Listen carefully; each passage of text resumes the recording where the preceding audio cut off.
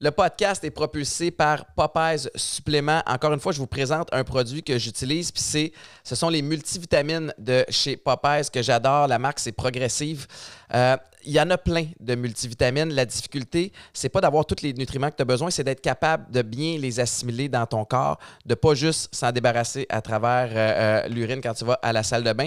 Il y a des ingrédients clés là-dedans. Il y a la vitamine B6 qui est super bon pour les globules rouges et il y a du zinc aussi qui aide à la santé immunitaire. En temps de COVID, moi, on dirait que ça me met en sécurité de savoir que j'ai tous les nutriments dont j'ai besoin pour être en bonne santé. Tu as beau bien manger, quand tu as une vie active, tu as besoin d'un petit boost supplémentaire. Puis moi, je vais le chercher avec les multivitamines. Rendez-vous en magasin pour avoir des conseils avec les experts. Puis sinon, le lien est dans la description pour en connaître plus.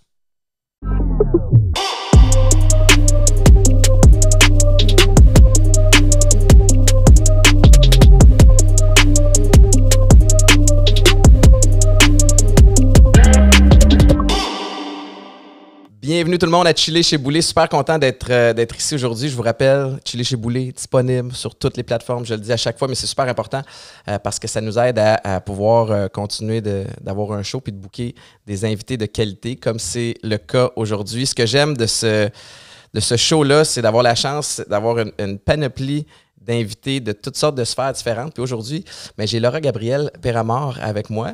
Comment tu vas? Ça va très bien, très heureuse d'être ici, mais là, avant que tu commences, j'ai des questions. Déjà? Oui, parce que je te dis, ça me brûle les lèvres depuis des semaines. OK. Qu'est-ce que je fais ici? Pourquoi voyons. Moi? Pourquoi l'invitation? On dirait que, tu sais, j'étais super flattée, mais j'étais là, et ça sort de nulle part. Tu sais, jamais j'aurais pu guesser que tu connaissais mon existence, mettons. Premièrement, je te suis sur... On est amis Instagram, peut-être que tu le sais pas, mais je te suis sur Instagram. Mais tu as comme un parcours que je trouve super intéressant. De un, tu as ta chaîne YouTube, tu es actif sur les réseaux sociaux, tu as des vidéos qui sont... tu es positive. Tu as des vidéos qui se veulent, je pense, inspirantes. Peut-être que d'ailleurs, tu peux m'expliquer un peu c'est quoi la vibe derrière... l'esprit derrière tes vidéos, parce que tu as parlé de... tu parles d'acceptation de soi, on t'a entendu parler aussi des dénonciations. Qu'est-ce que tu... Parce que ça fait 6 ans là, déjà que tu as créé ta chaîne YouTube. Oui, ça passe vite. Fait que tu l'avais créée avant d'embarquer dans OD Bali. Ça aussi, c'est une autre raison aussi qui est intéressante. Mais ouais, parle-moi un petit peu de ta chaîne YouTube, là, de l'esprit derrière. En fait, j'ai créé ça, j'avais 17 ans. J'étais au cégep, toute jeune, puis j'avais besoin d'un petit projet, juste quelque chose de cool à faire pendant l'été. Puis moi, il faut savoir que j'écoutais énormément de vidéos, là, Lisande Nadeau, t'en consommes, là. J'adorais ça, puis je me disais, je pense que je serais bonne, je pense que j'aimerais ça. Puis, fait que j'ai acheté ma caméra, j'ai commencé à faire ça, puis tout de suite, là, je me suis découvert une passion, puis je savais que je voulais que ça marche, fait que je me suis full investie là-dedans, puis... Jamais j'aurais pensé être encore là-dedans aujourd'hui, mais je suis très heureuse de ça. Puis tu as commencé en parlant de quoi il y a plusieurs années? Tu parlais... Parce que c'est ça qui est un peu... Ce que je trouve le fun, en fait, des réseaux sociaux puis des plateformes comme YouTube où tu peux créer ton contenu, c'est que auparavant, on admirait des gens pour ce qu'ils faisaient, leur savoir-faire. C'est encore impressionnant de rencontrer des gens qui ont des talents nichés au-dessus de la moyenne. Mais ce que je trouve cool avec ce que ça amène, c'est que maintenant, on peut... inspiré sans nécessairement, je ne veux pas dire sans avoir de talent, c'est pas ça que je veux dire partout, mais par rapport à qui on est, notre savoir-être, la personnalité, ce qu'on projette sur les réseaux sociaux. Puis l'autre raison, tu me demandais pourquoi je t'ai invité, c'est que je trouve que tu as l'air what you see is what you get. Alors que sur les réseaux sociaux, c'est pas tout le monde qui est comme ça. Tu as l'air relativement authentique, tu n'as pas trop de tabous. Là, on y reviendra un petit peu plus tard, mais tu parles de toutes sortes d'affaires. Fait que moi, je trouve ça cool. Puis, fait que tu as commencé, j'imagine que parce que je me dis toujours, il y a peut-être quelqu'un qui nous écoute qui est intéressé à se partir une chaîne YouTube. Puis il y a du essai-erreur là-dedans, non? Exactement, oui. L'affaire, c'est qu'à l'époque, il y avait beaucoup de maquillage, des chaînes beauté, fashion, puis là... Des tutoriels, genre? C'est ça, des tutoriels, puis je me disais, pour que ça marche, I guess qu'il faut que je fasse ça, puis c'est très difficile d'innover. c'est pas tout de suite que tu vas avoir tes propres idées puis ta propre recette, si on veut. Fait que là, je faisais ça marchait plus ou moins. Puis là, un moment donné, c'est un peu niaiseux, mais j'ai réalisé que ce que j'aimais le plus de YouTube, c'est de développer une connexion, puis comme si je me créais une amie à travers un écran, puis je la suis un peu, puis je me dis, ben, je vais commencer à parler de ma vie personnelle, tu sais, à filmer un peu ce que je fais, à parler de la fois que je suis sortie au bar, puis que le gars, il m'a laissé là, tu sais, genre, ça a tout de suite tellement pogné, puis je pense que les gens ont accroché justement à ma personnalité plus qu'à mon contenu, puis j'ai continué sur cette route-là. C'était-tu difficile au début de... Tu sais, tu vis quelque chose, puis là, tu fais comme « Ah oui, j'aurais donc dû le filmer », ou tu sais, comme, est-ce que ça venait facilement, ce réflexe-là, ou c'est venu avec le temps? L'affaire, c'est qu'encore aujourd'hui, je suis pas très bonne. Tu sais, comme vlogger, c'est pas nécessairement ma force, mais je considère bien raconter des histoires. Fait que là, il m'arrive quelque chose, puis je suis comme, ben là, ça, je vais leur dire. Je vais le compter. Oui, c'est ça. Il y a quelque chose de cool aussi de... Tu sais, puis by the way, tu sais, moi, j'étais à Weekend 99.5, puis je trouve ça extraordinaire. Mais il y a quelque chose de le fun aussi d'être maître de ton contenu, un peu, tu sais, de ce qui t'arrive, ben, tu le promouvois ou t'en parles sur tes plateformes à toi. Il y a quelque chose de cool là-dedans aussi qu'en 2021, ça permet ça, tu sais. Exactement. Puis tu disais, les gens qui ont pas nécessairement de talent. J'ai totalement compris non, ce que tu voulais c'est dire. pas ça du tout. L'affaire, c'est que, tu sais, on me dit souvent, est-ce que tu as une grosse pression d'être le modèle de jeune fille, puis de promouvoir le bon exemple? Puis l'affaire, c'est que je repense à moi quand j'étais jeune, là, puis mes exemples, c'était les Pussycat Dolls ou les comédiens de Ramdam. Il n'y avait comme pas d'entre-deux. Il n'y avait pas de gens accessibles, il n'y avait pas de gens réels non plus. Puis je me dis, Colin, moi, on m'a suivi là, pendant tellement longtemps, puis je suis loin d'être parfaite, au contraire, mais je partage ce que je vis, mes erreurs, mes réussites, mes échecs. Puis je pense que les gens peuvent me voir aussi comme une grande sœur, comme... Je te divertis, je te donne certains conseils, puis rendu là, c'est à toi de voir si tu suis mes traces ou pas pantoute. Oui, si ça s'applique dans ta vie. Exact. À toi, mais tu as raison, tu sais, c'est drôle, hein, puis c'était une autre époque, puis c'est encore, par moment, il y a encore plusieurs artistes qui sont de ce côté-là, mais je trouve qu'on était dans l'espèce de protection de l'image, beaucoup, où on créait, tu sais, quasiment de toute pièce l'image d'une actrice ou d'un chanteur ou d'un comédien, puis à partir de là, il y avait peu d'accès à percer cette carapace-là. On ne savait pas trop ce qui se passait dans leur vie personnelle, alors que maintenant, les gens s'identifient au côté imparfait des gens. En tout cas, j'ose croire que c'est un peu ça le cas avec moi. À partir du moment où j'ai arrêté de faire semblant que j'étais un tough, puis un ci, puis un ça, puis que j'ai parlé de certains enjeux, puis de mes vulnérabilités, mais là, je trouve que on s'éloigne de... Moi, j'appelle ça l'image du politicien, qui fait jamais d'erreur, qui est parfait, puis qui n'a jamais besoin de s'excuser. Fait qu'on dirait que ça, moi, ça me parle plus, puis j'aime bien mieux quelqu'un qui est capable de dire « Hey, I fucked up. » Comme j'ai fait une erreur, puis voici comment je vais... Fait que c'est un peu comme ça que tu as fait ton chemin aussi, puis c'est beaucoup moins de pression aussi, au lieu d'avoir à faire semblant tout le temps, tu es juste toi-même, C'est fou comment ça a évolué rapidement. Il n'y a pas si longtemps, il y a quelques années, les acteurs, on les connaissait par des interviews super stagées, puis c'était la seule façon qu'il y avait une proximité avec leur public. Maintenant, tu sors ton sel, puis en une seconde, elle est postée sur Instagram ta story. Oui, c'est ça. Il y a quelque chose de... Tu te sens proche des gens. Tu penses-tu que j'ai eu cette réflexion-là dernièrement, à me dire les acteurs, actrices, nos comédiens, comédiennes ici, mettons au Québec ou au Hollywood ou peu importe, est-ce qu'eux autres devraient continuer à conserver cette espèce de secret-là ou de mystère entourant leur vie personnelle dans le but tu sais, comme pour que leur rôle qu'ils ont à la télé soit plus crédible à ce moment-là? Tu penses que c'est quelque chose qu'ils devraient faire? Moi, je crois que oui.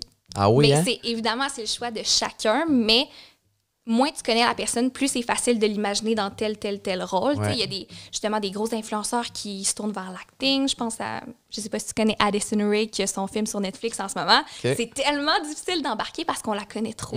C'est même plus, c'est pas une actrice, c'est une personnalité publique à part entière. Puis je sais c'est quoi sa date de naissance, je connais son ex, je connais son chum, je connais... c'est ça, t'as tout suivi. Ça prendrait quasiment un rôle un peu anti-casting où elle se ressemble pas pour essayer d'y croire. C'est un obstacle supplémentaire. C'est pas fou. Puis là, tu sais, ta chaîne, elle a évolué. Tu as commencé aussi à... tu fais des intégrations commerciales. J'ai vu sur ton Instagram, là, je pense que c'est VSOP ou quelque chose. Tu as fait une sangria ou tu as fait de quoi? Ah oui, ça, c'était Saint-Rémy. Saint-Rémy, pardon. Ben oui, je veux pas plugger le mauvais commanditaire. Mais, tu sais, encore une fois, comment tu fais pour déterminer un partenariat qui fonctionne pour toi ou qui ne fonctionne pas? C'est quoi ton processus de sélection, mettons, là-dedans? Je vais être totalement transparente. essai-erreur. Ouais. Au début de ma carrière, j'acceptais ce qui venait. Ouais. Tu fais pas d'argent avec ça, puis tu es juste tellement émerveillé qu'une brand veut collaborer avec toi que tu te demandes même pas... C'était de l'échange au début, j'imagine? Hein? C'était de l'échange, surtout au début. Est-ce que tu veux vraiment que je raconte ça? Je vais t'en raconter moi aussi, mais vas-y. OK, j'ai honte, mais mon premier partenariat à vie, c'est avec PFK. Oui. Puis... Je l'ai dans mon... Oui, je suis content. Je suis content que tu es là. Je suis pas la plus grande consommatrice, on peut s'en douter, tu sais, mais dans le temps, on était tellement moins... épier, tu sais, comme je ferais ça aujourd'hui, je me ferais décapiter sur la place publique, mais tu sais, moi, j'ai pu faire mes erreurs alors que j'avais 5000 abonnés, tu sais, personne s'en rappelle, à moins que j'en parle, tu sais. Puis après ça, tu le finis, puis t'es comme, hey, ça, je pense qu'il faudrait plus que je fasse ça. OK, tu sais, mais t'apprends. Mais tu t'es promené sur une ferme, c'est-tu ce partenariat-là? Exactement ça, oui. Puis c'était comme du poulet que tu allais manger. Raconte-moi le concept un peu. Oh mon Dieu. L'affaire, c'est qu'il m'invitait à Toronto, toutes dépenses payées, avec une de mes meilleures amies. Puis il était comme, nous, on veut juste un vlog super naturel où tu vas visiter la ferme de PFK à travers ça. Puis j'étais comme, c'est super cool, mais il fallait que je plug des affaires. Là, les élèves, pas les élèves, les poulets sont élevés en ferme, en liberté. Non. Ouais. C'est des affaires que je dirais jamais aujourd'hui puis qui font pas vraiment de sens à mes yeux. Là. Ouais. Mais ça, c'est le défi de faire affaire avec des compagnies qu'eux autres ont des messages à passer. Ouais. Toi, tu essaies de te dire, ben, tu m'as engagé moi pour le côté, tu sais, comme loufoque, naturel, peu importe. Puis là, il faut que je sorte une phrase avec comme des statistiques qui, tu sais, comme ça marche pas, ça clash. Mais c'est drôle, hein, parce que je me souviens, je pense que j'en ai déjà parlé même ici sur le podcast, mais Pierre-Luc Cloutier, oui. tu sais, qui s'était fait engager par une grosse compagnie. Puis au départ, la compagnie, ben, c'est ça que tu te rends compte, il l'avait engagé juste pour son nombre d'abonnés. Mais il n'avait aucune idée de quel ton il prenait, puis des sortes de vlogs que PL faisait. Fait que quand il a envoyé pour approbation, bien, on fait, ben non, nous autres, c'est pas assez sérieux. Mais il a fait, mais tu m'engages moi, c'est le ton que tu veux. T'sais. Fait que là, à partir de là où il dénature, mais ça pogne pas autant, puis là, ils n'ont pas d'impact. Mais c'est drôle parce que, tu sais, là, maintenant, je pense qu'il y a eu une belle progression. Les entreprises voient la valeur du marketing d'influence. En fait, je pense que c'est, pour avoir 2 brands, là, je pense que c'est là que c'est la game la plus le fun parce que tu as du data à savoir à qui ton monde parle. Puis après ça, tu as une unité de mesure aussi à savoir à quel point ta campagne a rayonné. Comparativement à si tu mets ça à la télé, ben bon, la chaîne, évidemment, te donne des chiffres, mais tu sais, c'est pas aussi précis, si tu veux mon avis. Mais ceci dit, on m'engage pour faire des pubs avec McDo. Puis je me souviens, c'était la campagne Pas parfait, comme Papa imparfait. Fait que c'était le jeu de mots. Puis c'était super lucratif, c'était super le fun. Moi, j'adore McDo parce qu'il y a aussi le volet des manoirs que j'aime beaucoup. Oui. Puis je vais visiter une fois par année au moins là-bas. Fait que bref, la campagne rayonne, tout le monde est content. Puis là, je reçois un autre call de Oasis. Hey, j'ai call out. Oh well, trop tard. Les jus Oasis? Les jus Oasis. Okay. Puis j'ai rien contre les jeux Oasis, soit dit en passant, ça fait plusieurs années, puis je ne sais même pas si la personne qui est là l'est encore. Mais ceci dit, je reçois un appel, fait comme, hey, on est intéressé à avoir le même genre de campagne. Fait que moi, il y a 5-6 ans, je fais comme, oh tabarnouche, ça peut peut-être changer mon année. Tu sais, 2 belles grosses campagnes comme ça. On est prêt on veut les mêmes livrables qu'Étienne a fait avec McDo en échange de caisses de jus. Oh boy. Fait que là, je suis comme, tabarnouche, il était pas rendu là, tu sais. Fait qu'on a posé la question à savoir, ben, caisse de jus valent combien? Fait que là, ils nous sortent le chiffre, on fait, ben, non merci. Non, fait que c'était le volet échange qui était des fois un petit peu plus difficile à gérer. Ouais. Fou. Mais là, tu vois, justement, j'ai parlé d'essais erreurs, mais il y a plus de critères, évidemment, que ça. Si j'utilise le produit, ou même si je ne l'utilise pas dans ma vie de tous les jours, mais que je crois qu'il pourrait... Tu y crois-tu, je crois au message, puis je crois que ça pourrait être utile à la majorité de mes abonnés. Ouais. Si le montant est intéressant, justement. Des fois, c'est dommage parce que c'est des belles brands, mais ils sont pas prêts à mettre un montant, ben moi, je peux pas diluer mon contenu tant que ça. Je veux continuer à vivre de ça, puis je veux pas que mes abonnés soient loadés de publicité non plus. T'sais. Il y a aussi un niveau d'équité. Moi, c'est un peu là aussi où je suis mal à l'aise de faire comme, ben, je comprends que tu commences, puis tu sais, j'en fais plein de passes à palette là, quand je peux, puis quand j'aime pour vrai, puis quand j'utilise. Mais de faire, ben, telle compagnie paye tant, c'est pas correct pour eux autres. Si toi, c'est 50% à moins, tu as la moitié des coûts. Fait que s'ils le savent, ben eux autres, je veux pas...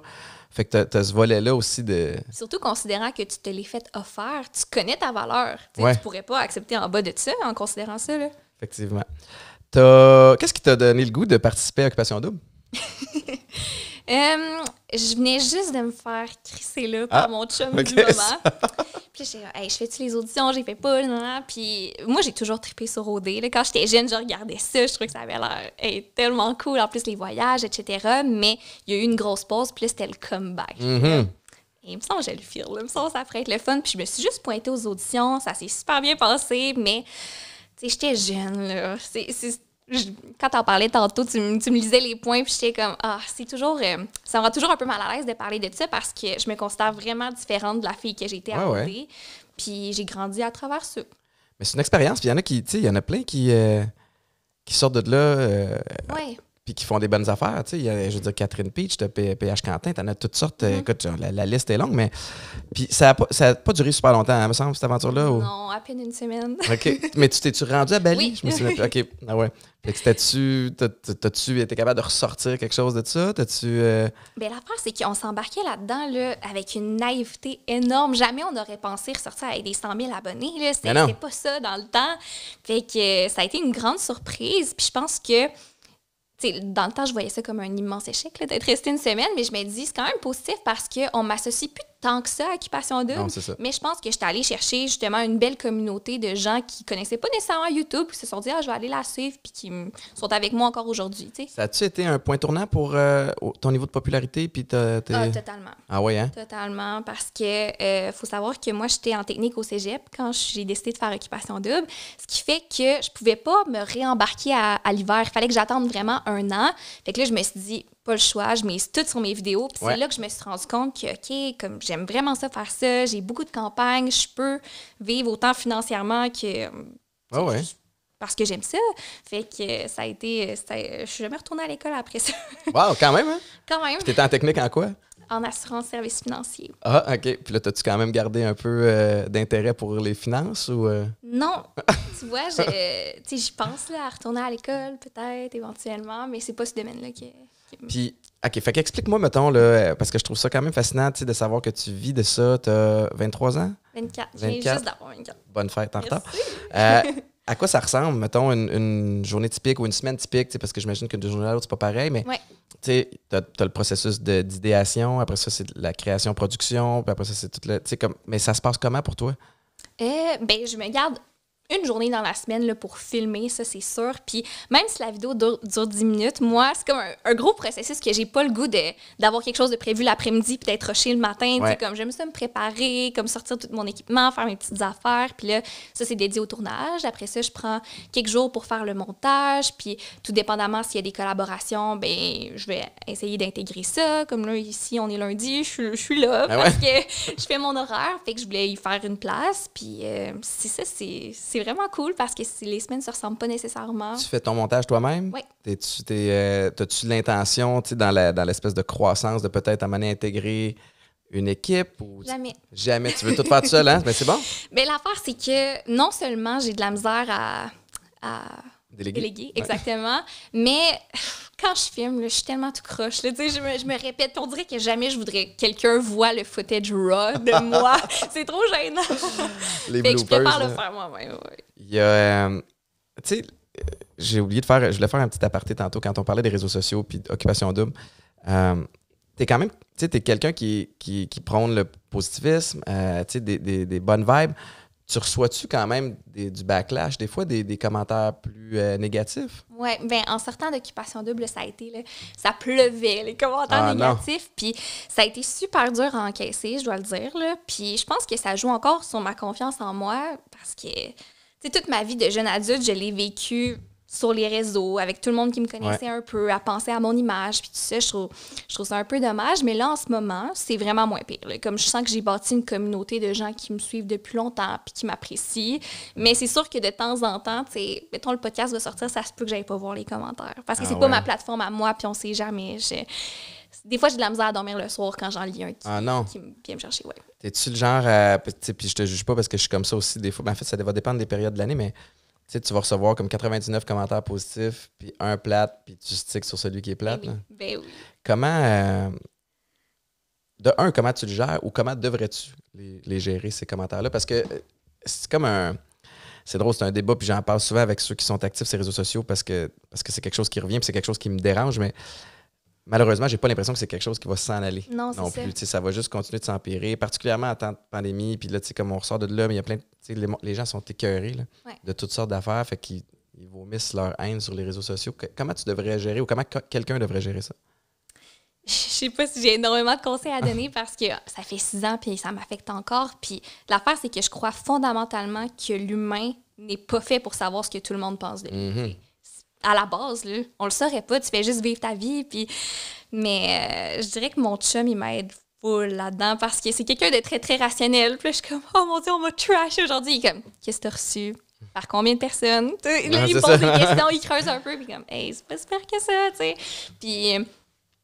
Non, je te cacherai pas que je me suis souvent remis en question. Je me suis souvent demandé si j'étais faite pour ça parce que c'est immense, là, être dans l'œil public. Puis tout le temps se faire rappeler de ça. Puis donner le bon exemple, encore une fois. C'est un peu lourd sur la conscience des fois, mais je sais pas. Les conseils, je sais pas. Mais c'est correct. T'as quand même osé parler de plusieurs trucs, des enjeux alimentaires.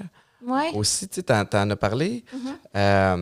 C'est-tu derrière toi maintenant? Je considère que oui. Ouais. Ouais. Puis, tu vois, ça, c'est une vidéo que... Mais pas que je la regrette, mais j'ai l'impression que ça a été fait avec une naïveté de fille de 17-18 ans aussi, qui a vécu ses propres problèmes. Mais après ça, tu portes le chapeau de ça. Puis là, il y a plein de gens qui ont des problèmes 1000 fois plus graves que les tiens qui vont t'écrire, puis je me sens pas bien équipée pour leur répondre. Ouais, je comprends ça.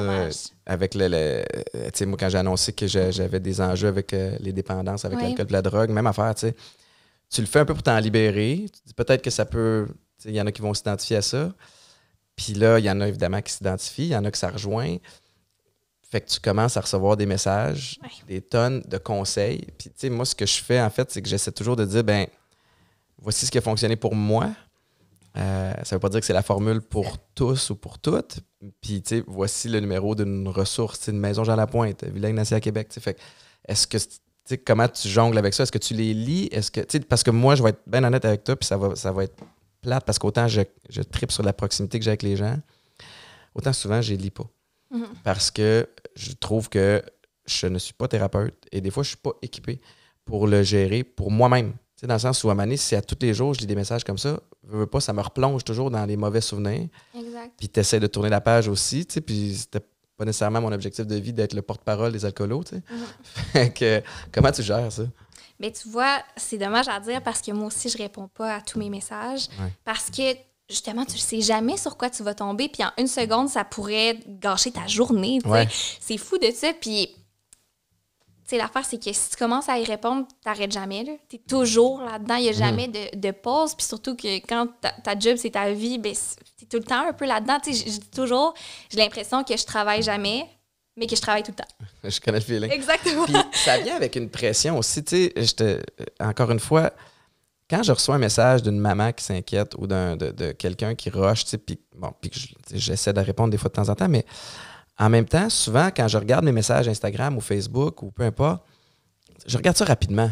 Parce que bon, j'ai un petit 2 minutes avant un autre meeting, puis là, je réponds vite. Mais ça, c'est pas le genre de message que tu peux répondre vite. Il faut que tu comprennes la situation de la personne, il faut que tu réfléchisses à comment bien le verbaliser. Parce que sinon, tu sais jamais comment ça peut être pris. Puis si je réponds rapidement puis que c'est brusque ou que c'est pas assez poli, puis là, qu'il se passe de quoi, comme ça ne fonctionnera pas. J'ai déjà... il a fallu que j'appelle la police à un moment donné parce qu'il y avait une dame qui m'avait écrit qu'elle était suicidaire. Puis là, je trouve que ça vient avec une solide responsabilité. Puis j'ai lu le message, puis là, tu te dis, qu'est-ce que je fais avec ça?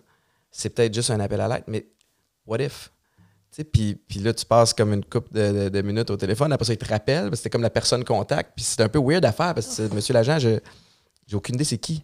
Mais voici le message, là, tu décris le profil. Tu sais, il y a du bon là-dedans. Mais des fois, ça peut devenir, tu peux vraiment t'enfoncer solide là, si tu plonges là-dedans à pieds joints et tu n'es pas capable d'en ressortir. Exactement. Tu as, au-delà de tes plateformes à toi, parti un podcast. Oui. C'est tout récent. Oh oui. Avec Marie-Lou Oui, Marie-Lou Etier. Marie-Lou Etier. Qui est Marie-Lou Etier? C'est l'une de mes meilleures amies depuis des années. On s'est rencontrés parce que les deux ont commencé à faire des vidéos, justement. Okay. Elle a pris une petite pause, elle a arrêté ça, mais ça fait longtemps qu'elle y pensait. Puis là, on serait bonne, Laura, on a les meilleures histoires, il faut absolument qu'on fasse ça. Puis elle a fini par me convaincre, fait qu'on s'est lancé là-dedans. Puis ça s'appelle comment? Femme à marier. Femme à marier. C'est disponible où? Partout, YouTube, Spotify, Balado, etc. Apple Music, etc. Exactement. Puis vous parlez de quoi? Surtout de relations amoureuses et de sexualité. Okay. En fait, que de ça. Que de ça, surtout. Que de ça. Puis, c'est-tu principalement des femmes qui vous écoutent? C'est-tu des gars? C'est-tu un peu des deux? Oui, ben le public, c'est souvent femmes 18-24 ans. Là. C'est ce qu'on vise, puis c'est ce qu'on a le plus. Mais il y a quand même une couple de gars qui nous ont dit qu'ils écoutaient, puis que ça peut donner certains conseils, justement, pour plaire à leur monde, ou peu importe. Il y a beaucoup de podcasts. Oui. Qu'est-ce qui t'a donné envie d'en partir un avec Marie-Lou, au-delà de vous dire vous avez des histoires intéressantes, un contenu, puis de quelle façon tu as décidé de le partir? C'est parce que j'imagine que tu regardes ce qu'il offre, tu regardes aussi ceux qui sont dans les mêmes thématiques que toi, puis tu essaies de trouver une façon de te distinguer? Oui, 100%. En fait, si je repars juste du titre, mettons, ça s'appelle Femme à marier. Puis on a le brainstormé vraiment longtemps. Puis là, on écrivait des champs lexicaux, toutes sortes d'affaires. Puis quand Marie-Lou a sorti ce titre-là, tout de suite, là, j'ai eu une boule dans l'estomac. Puis j'étais comme, hey, je pense que c'est ça. Mais ça me rappelait pas des bons souvenirs parce que, justement, le chum que je parlais juste avant Occupation Double, quand il m'a laissé, il m'a dit, t'es pas une femme à marier. Arc. Ouais. Puis là, ça m'a toujours resté cette phrase-là. Puis, veux pas, ça a toujours affecté ma confiance en moi en relation. Puis, tu sais, il disait ça dans le sens que, comme, tu t'as pas beaucoup d'ambition, tu sais pas faire à manger, t'aimes trop le party. Tu sais, des affaires comme ça que tu te dis, Colin, est-ce que je suis juste bonne à offrir du sexe? Tu sais, comme, est-ce que je suis wifey material? Tu sais, tu te poses tout le temps cette question-là. Puis ça l'a affecté là, toutes mes relations. Après, j'étais allée à OD, puis là, c'était la popularité. Puis là, t'enchaînes des one night parce que les gars, ils veulent juste genre pouvoir dire qu'ils ont couché avec Laura Gabriel. Tu sais, puis... Bref, ça l'a pris le chum que j'ai en ce moment pour reconstruire cette assurance-là. Puis je trouve ça triste que ce soit un autre homme qui ait dû m'aider là-dedans, alors que j'aurais pu le faire moi-même. Puis on était comme... On pourrait essayer d'apprendre ça aux femmes, tu sais, puis d'en parler de façon full positive parce que tu dis femme à marier. La première image, c'est pas nécessairement deux filles qui parlent de sexe sur le bord de la table, tu sais, mais ça peut être n'importe quoi, tu sais. On peut se réapproprier ce terme-là puis avoir du fun avec ça. Fait que nous, on parle de nos histoires, on donne certains conseils puis on apprécie le moment. Il y a des relations qui laissent des traces, là, évidemment, j'en sais quelque chose aussi, puis il y a des mots qui restent. Comment ça s'est articulé de te rebâtir? T'sais, ton chum, il a fallu qu'il soit patient, il t'a aidé à prendre confiance. Ça s'est fait de quelle façon? Bien, l'affaire, c'est que Tristan, qui s'appelle, c'est le gars le plus brillant, le plus drôle, le plus intelligent que je connaisse. Puis je l'aime tellement. J'ai tellement d'admiration pour lui que de le voir avec des yeux pétillants vers moi, je me dis... Colin, je dois avoir quelque chose de spécial pour que ce gars-là tripe sur moi, tu sais. Puis là, ça fait 2 ans qu'on est ensemble, puis je pense qu'il m'a prouvé, justement, avec ses actions, puis surtout avec son engagement, tu sais, il avait pas peur de faire des plans à long terme. Il déménageait à Montréal pour habiter avec moi, puis comme, je sais pas. Ouais. Mais des fois, ça prend un petit coup de main pour se rebâtir, même souvent, tu sais, c'est de là... L'esprit de pas faire de parallèle de sport, mais l'esprit d'équipe, à deux, ça va mieux. Maïka m'a aidé à me rebâtir à plusieurs niveaux en tabarouette. Puis c'est beau quand tu parles de Tristan. Tu as des étincelles dans les yeux, toi aussi. Fait que j'imagine que tu l'aides de son côté côté aussi. Puis là, mais là, le podcast fait combien? Excuse-moi, je t'ai coupé, vas-y. Ah non, pas de stress. Ça n'avait pas rapport. Mais le podcast, tu l'as lancé quand? C'était en janvier dernier. Puis justement, tu sais, il y a eu la pandémie, il y a eu toutes sortes d'affaires, puis tu l'as dit, ça fait longtemps que je suis sur YouTube, puis même moi, je commençais à me dire, je sais plus quoi raconter, j'ai plus... Tu sais, veux pas en parlant de ta vie, là, t'es en pandémie, tu fais absolument rien, puis là, t'es pogné entre tes 4 murs, t'essayes de trouver des idées intéressantes, mais la vérité, c'est que je me disais souvent, mes vidéos, si je les voyais sa page d'accueil, je les écouterais même pas. Fait qu'à qui ils s'adressent, dans le fond, tu sais? Fait que là, c'est un peu difficile. Puis là, je commençais à triper sur les podcasts. Puis je me dis, je pense que c'est le nouveau médium. Tu sais, ça se passe super bien. Fait que on s'est lancé là-dedans. Puis c'est un contenu beaucoup plus adulte qui me rejoint encore plus. Fait que mais tu vas rechercher un autre crowd aussi, tu sais. Puis une autre gang complètement. Mais tu as raison, tu sais. Moi, aussi en temps de pandémie, j'essayais de penser à la suite. Parce que je trouve que en fait, tu sais, puis c'est mon analyse, puis ça vaut ce que ça vaut, puis je suis zéro un expert, mais tu sais, chaque média social a comme une durée de vie ou vieillissent. Tu sais, Facebook, quand j'ai embarqué là-dessus, c'était en 2005. Les premières années, tu sais, j'étais à l'université, puis c'était comme ça prenait une adresse courriel universitaire pour être sur Facebook avant qu'il l'ouvre à tout le monde. Tu sais, j'étais comme d'un premier. Puis là, tranquillement, pas vite, tu sais, ta mère vient sur Facebook. Là, tu sais, genre, ton oncle, là, tu fais comme, ouais, c'est un peu moins cool. Fait que là, ça a comme transféré sur Instagram. Exact. Là, mes parents sont sur Instagram aussi. Puis, fait que là, je me disais, qu'est-ce que je peux faire pour mon contenu pour qu'il soit intéressant aux yeux des gens? Parce que comme toi, tu sais, ça fait longtemps que je publie, ça fait longtemps que je consomme des réseaux sociaux, puis je me dis, tu sais, j'ai parlé ouvertement de toutes mes affaires. À un moment donné, il n'y a pas grand-chose que les gens peuvent découvrir de moi qu'ils ne connaissent pas déjà. Puis des fois, je suis écœuré de m'entendre parler aussi. Fait que je me dis, en créant le podcast comme il y a ici, ben je peux, de un, découvrir d'autres personnes, de deux, tu sais, donner une tribune à ces personnes-là, mais surtout, offrir aux gens qui me suivent de découvrir quelqu'un d'autre, tu sais, puis fait que de me nourrir de l'expérience de quelqu'un d'autre. Fait que c'est un petit peu ça. Puis toi, c'est, tu sais, au niveau des relations, de l'estime de soi, de la sexualité, je veux dire, c'est un contenu sans fin, là. Je veux dire, j'imagine que vous ne manquez pas d'idées de sujets, là. Non. Est-ce que c'est toi qui bâtis ton pacing de show ou est-ce que, tu sais, as-tu des questions que tu poses à des gens? Comment vous décidez, tu sais, vous asseyez, aujourd'hui, on parle de telle affaire, puis ça va où ça va? L'affaire, c'est que Marie-Lou habite à Gatineau encore. Fait que quand elle vient, là, c'est parce qu'on est prête, puis on sait ce qu'on filme, on sait ce qui se passe, puis nous, on fait des FaceTime. Ben, premièrement, c'est une de mes meilleures amies, fait que c'est pas... On voit même pas ça comme du travail quand on s'appelle, mais on est comme, hey, j'ai eu telle idée pour tel épisode, OK, ouais, on pourrait parler de ça. Puis on fait juste commencer à jaser, puis on prend des petites notes, puis on est comme, c'est parfait, ce sera ça. T'sais. Ça part. Oui. Puis vous enregistrez ça où? Ça s'appelle le Balado Studio à Longueuil. OK. Ouais, fait qu'on se prend une fin de semaine qui vient à Montréal, puis on tourne 4 épisodes, 2 par jour. On est brûlés, mais c'est bien le fun. Puis, y a-t-il une raison pour laquelle vous avez choisi ce spot-là? On cherchait, premièrement, à se différencier un petit peu des autres, parce qu'on connaît évidemment le Studio SF, puis on voyait qu'il y avait beaucoup de podcasts qui se tournaient là. Puis l'affaire, c'est qu'il n'était pas ouvert la fin de semaine non plus, puis c'était comme la seule disponibilité à Marie-Lou. Fait qu'on a continué nos recherches, puis là-bas, on a trouvé que c'était un vibe super cool, puis féminin, qui nous ressemble comme décor. Fait que on est allé là-dedans. Fait que c'est aussi simple que ça.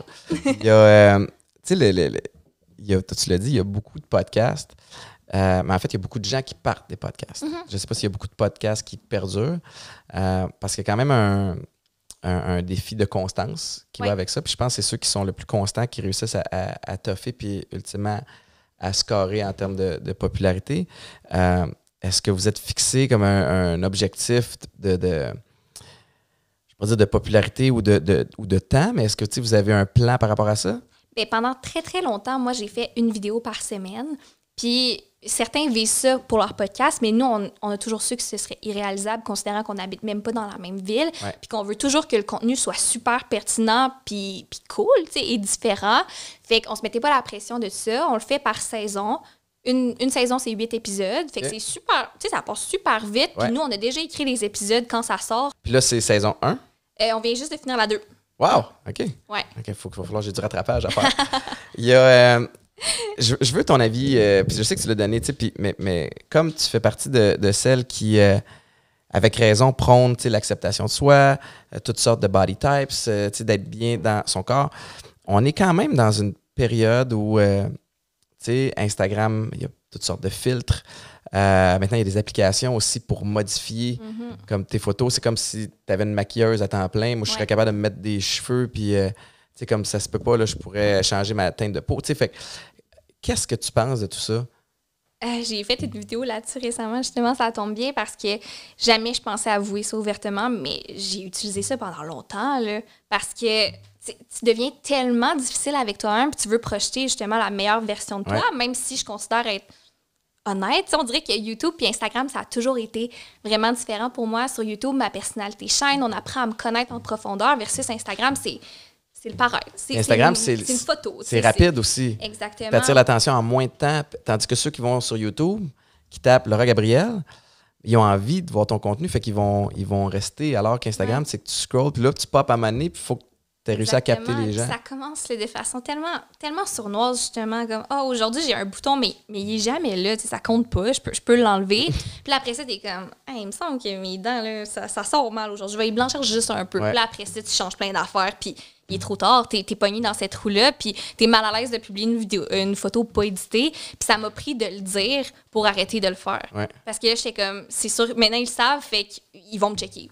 Puis tu le fais vraiment, t'es capable? Ou Oui. parce que même moi, là, je vais aller checker les filtres, puis quand c'est pas les filtres, mettons, je parle d'Instagram, tu peux aller directement dans l'espèce de coloration de la photo. Ouais, ben là, ça, je le fais. Ouais, c'est ça, je moi parlais aussi. plus de changer la courbe avec de ton les corps applications. ou peu importe. Mais l'affaire que moi, j'ai de la misère, c'est les stories. J'en mets encore en stories, juste un peu, là, parce que j'ai de la misère à me regarder. Ouais. Mais en même temps, tu sais, le fait de faire des stories, tu es toujours en mode selfie, tu as la caméra dans ta face, peu importe. Tu sais, des fois, on est moins cute, mais c'est drôle hein, parce que Maïka, cette semaine, était à Toronto pour le travail, puis elle est allée en avion, puis avant d'embarquer dans l'avion, la fille qui était assise à côté d'elle, en fait, une fois assise dans l'avion, elle s'est pris une photo. Ouais. Puis là, elle s'est mise à gosser sur les trucs, puis Maïka regardait du coin de l'œil, puis 1 heure de vol, atterrissage, puis elle avait toujours pas fini de modifier sa photo, alors que Maïka disait, la fille, elle est méga cute. T'sais, fait que sa photo était super belle. Ouais. Puis penses-tu... Évidemment, on a besoin de personnes comme toi qui parlent de positivisme, mais penses-tu qu'à la base, les réseaux sociaux entretiennent l'espèce de mythe de la shape parfaite ou de la beauté, puis que ça peut créer des problèmes? Ah, totalement. Totalement, parce que, je sais pas, on dirait que pendant longtemps, on était conscient que les magazines, il y a du Photoshop, la télé, il y a un petit fil, mais là, les réseaux sociaux, on pense justement que c'est tout à fait vrai, puis peut-être pas nécessairement. Ouais. C'est plus facile à cacher, mais là, j'ai une petite question parce que là, tu me racontes ça, puis pour être 100% franche avec toi, je connaissais déjà cette histoire. Ah ouais, parce c'est vrai? Que je suis très bien Maïka sur les réseaux. Comment tu te sens de ça, que les gens puissent en savoir énormément sur ta vie alors que tu le sais peut-être pas? En fait, tout ce que je publie, je suis prêt à ce qu'ils le sachent. L'enjeu, des fois, c'est que Maïka est vraiment out there. Ouais. On dirait que moi, dernièrement, je continue de publier sur les réseaux sociaux. J'essaie de le faire 1 fois par jour. De 1, pour rester relevant. De 2, parce que j'aime cette proximité-là. Puis de 3, parce que je sais qu'une fois de temps en temps, je vais présenter des gens des pubs. Je vais accepter de faire des pubs. Puis je veux pas que ma plateforme ne soit qu'une plateforme de publicité. Fait que je comprends l'équilibre entre montrer le côté professionnel, le côté un peu vie privée aussi, qui est le fun. Puis nous autres, on s'accepte en tant que parents imparfaits, puis on aime ça cette vibe-là. Mais ceci dit, tu as raison, tu me l'as dit, hors des ondes en arrivant tantôt, tu es arrivé en haut, tu as vu ma fille, puis tu comme « Hey, Anna! » Puis là, on fait tout comme « Oh, OK, on se connaît. » Fait que je pense que je vis bien avec ça. J'ai eu cette conversation-là avec Alexandre Champagne, ici d'ailleurs sur le podcast, puis sur son show. Je ne suis pas convaincu. En fait, j'ai dit je vis bien avec ça, c'est peut-être un mensonge. Je ne sais pas encore. J'essaie de pas trop me casser la tête en suranalysant des choses. J'essaie d'être le plus sain possible là-dedans. Tu sais, vois-tu Eden qui a 13 ans, que tu as rencontré aussi en t'en venant tantôt, lui, il va nous dire s'il est d'accord ou pas qu'on mette une photo de lui. Anna, on lui demande aussi, puis elle va nous le dire. Évidemment, le bébé ne l'est pas, mais tu sais, on essaie de faire confiance à notre jugement là-dessus, mais c'est vrai qu'à un moment donné, on a la réflexion de faire il y a beaucoup de gens qui nous suivent. Ouais. C'est l'équilibre entre me dire hey, je suis vraiment suivi par beaucoup de monde, puis l'autre bord, il y a une autre partie de ma conscience qui fait comme d'autres. T'es pas Brad Pitt, là. Non, je veux dire, comme, comment t'es connu au Québec, puis ça finit là. Fait que c'était un peu de jongler avec ces deux choses-là, tu sais. L'affaire, c'est qu'on s'en rend même pas compte, puis ça a une énorme influence sur notre entourage. Tu sais, moi, pendant longtemps, je l'ai dit, j'étais célibataire. Puis là, une année, je me fais un chum, j'habite avec lui, puis c'est quelqu'un de quand même réservé par rapport à sa vie. Tu sais, des fois, il accepte d'apparaître dans des vidéos, puis tout ça, on a un petit deal. Mais là, il a sa job de vie, puis il écrit à des gens sur LinkedIn, puis parce que t'es chum à Laura, ça va être correct. Ah, fait que là, tout de suite, là, il est mal à l'aise, puis il est pas bien, puis genre, je sens que ça commence à le travailler plus qu'avant. Ouais. Fait que là, faut que je me pose des questions, moi aussi, tu sais, c'est qu'est-ce que je veux partager pour vrai, là. Ouais. Parce que c'est notre vie privée, là. Y a-tu des choses que c'est sûr que tu veux pas partager? Y a-tu des zones interdites? Ou? Bien, évidemment, là, on entend souvent le débat par rapport aux enfants. Ouais. J'en suis vraiment pas là. Quand ce sera le cas, ce sera d'autres discussions, tu sais. Le débat pour enfants, il est particulier. Puis justement, dans cette conversation-là que j'avais avec Alex Champagne, tu sais, il y a plein de parents qui choisissent de ne pas montrer leurs enfants. Puis c'est 100% correct. Moi, ce que j'aime pas, c'est le shaming aussi, des fois, qui vient avec comme « Ah, toi, tu montres tes enfants, t'es une guidoune à like. » Puis tu fais comme « Man, je suis un papa fier. » Puis si j'ai une belle photo avec mon bébé qui dort sur moi, mais j'ai envie de la partager. Puis je la trouve cute. Des fois, je trouve que ça doit être quasiment plus de trouble d'avoir à filtrer, puis pas montrer, puis de te retenir. Puis on dirait que c'est... Mais en même temps, je ne voudrais jamais mettre mes enfants en danger. Mm-hmm. Fait que c'est touché comme débat. Puis même si moi, je fais partie des parents qui en publient de temps en temps puis qui aiment ça, montrer ça, je peux comprendre l'autre point de vue aussi. Fait que c'est pas facile à gérer. Mais tu t'es prononcé sur beaucoup, beaucoup de choses aussi. Toute la phase des dénonciations. C'était important pour toi de le faire? Mais c'est ça l'affaire, c'est qu'en tant que YouTubers, influenceurs, j'ai l'impression qu'on s'attend à beaucoup de nous, on s'attend à ce qu'on se prononce sur beaucoup d'enjeux, alors qu'on n'est pas toujours bien placé pour en parler. Puis je me considère assez self-aware pour dire comme « Hey, j'ai pas les connaissances pour parler de ça. J'ai pas l'expérience pour parler de ça. » Mais ça, j'ai eu des expériences personnelles, je me suis dit peut-être que là, c'est à moi de parler. Okay. C'est tout. Puis ça a-tu bien passé? Vraiment. Vraiment. Parce que ça a fait jaser, évidemment, puis ça continue de faire jaser toutes ces situations-là. Mais c'est drôle que tu dises ça aussi parce que, quand la situation avec Marie-Pierre est sortie, moi, au début, j'étais comme, ben voyons, c'est pas si pire que ça. Mais en même temps, je parle de mon angle de gars blanc, avec un bagage où j'ai jamais vraiment eu peur, moi, pour ma sécurité sexuelle, par exemple, en sortant d'un bar, tu comprends? Je me promène sur le trottoir, j'ai pas peur de me faire attaquer puis de me faire violer. Au lieu de me prononcer, je me suis dit, tu sais, comme il y a des gens qui réagissent, au lieu de me dire, ben moi, je suis de l'autre bord ou de prendre un camp, peut-être ferme ta boîte, puis écoute-les. Puis regarde c'est quoi leur angle, puis après ça, tu digéreras ça, puis tu le géreras comme tu veux. Je partais aussi avec le bagage où, tu sais, Marie-Pierre, je l'aimais bien. Tu sais, c'est quelqu'un que j'apprécie, puis que je connaissais pas ce côté-là, évidemment. Fait que, tu sais, t'as plein de biais que tu traînes, là. T'as comme tu sais, j'étais biaisé dans mon opinion. Mais des fois, je trouve que c'est un peu ça le problème, c'est qu'on écoute pour répondre au lieu d'écouter pour essayer de comprendre l'angle de l'autre, tu sais. Puis que des fois, c'est possible de pas être totalement en accord avec quelqu'un, tu sais. Puis c'est un peu ça que je déplore. De un, par rapport à ça, par rapport à plein d'autres enjeux. Il y a eu les enjeux raciaux, évidemment, là, avec George Floyd, tout ça qui a comme accentué tout certains problèmes qui existent déjà. Mais on est vraiment polarisé là, dans les débats de société. Puis là, c'est comme s'il y a quasiment une coupure où il y en a qui refusent d'entendre les arguments de l'autre. Tu sais, comment tu vois ça? Tu trouves ça lourd présentement, ces réseaux sociaux? Ah oui. Ben, cette période-là en particulier, là, c'était claque d'en face par-dessus claque d'en face. De tout bord de côté. Exact. Tu passes un peu de temps à ces réseaux, puis t'es comme, mon Dieu, je suis un peu marabout, me semble. Ah ouais? Mais je pense que c'était des discussions extrêmement pertinentes à avoir. Puis comme tu dis, tu sais, mettons Marie-Pierre comme exemple, moi, j'ai jamais aimé me prononcer sur d'autres gens ou d'autres situations. Fait que ça, jamais. Mais est-ce que toi, tu as quelque chose à apporter au débat? As-tu une expérience à partager? Là, c'est peut-être plus pertinent. Puis c'est pour ça que je l'ai fait de cette façon-là versus s'embarquer dans toutes sortes de débats qui te concernent peut-être pas. Mais j'aime beaucoup écouter. Puis fait que tu sais, ça, c'est ma question aussi, c'est que tu es active sur les réseaux sociaux, tu publies du contenu, tu crées des affaires, tu en consommes aussi? Oui, beaucoup. Ouais. De quelle façon, mettons? Bien, l'affaire, c'est que, justement, quand j'ai commencé YouTube, là, et je t'écoutais ça, des vidéos, là, j'adorais ça. Puis là, on sent qu'il y a une petite pause, une petite relâche. Les gens sont un peu moins actifs. Fait que, comme tu le dis, les plateformes ont une certaine durée de vie. Peut-être qu'il faut transférer. En ce moment, je suis bien gros dans les podcasts, puis évidemment, à scroller sur Instagram. TikTok aussi. J'aime bien TikTok. Qu'est-ce que tu penses de OnlyFans? Tu sais, parce que là, OnlyFans récemment a annoncé qu'ils ne voulaient plus de contenu adulte. Je pense qu'ils ont vu à quel point la réaction était impopulaire. Fait que là, ils sont revenus sur leur décision. Mais tu penses quoi de ça? Tu sais, peut-être en rapport avec le porno, puis de permettre aux femmes et aux hommes d'être maîtres de leur contenu encore? Je t'écoute. L'affaire, c'est que je suis totalement pour que cette plateforme existe à la base. Puis je crois que justement, tu sais, il y a tellement eu de négligence en pornographie, des femmes qui se sont faites maltraiter, pas payées, etc. Fait que là, de pouvoir être maître de ton propre contenu, de choisir ce que tu publies, de choisir ce que tu fais avec ta tes propre propres boss, limites, c'est ça. C'est génial. L'affaire, c'est que c'est extrêmement accessible. Puis pour des filles, peut-être dans une passe un peu plus vulnérable, qui se demandent quoi faire, c'est peut-être un choix...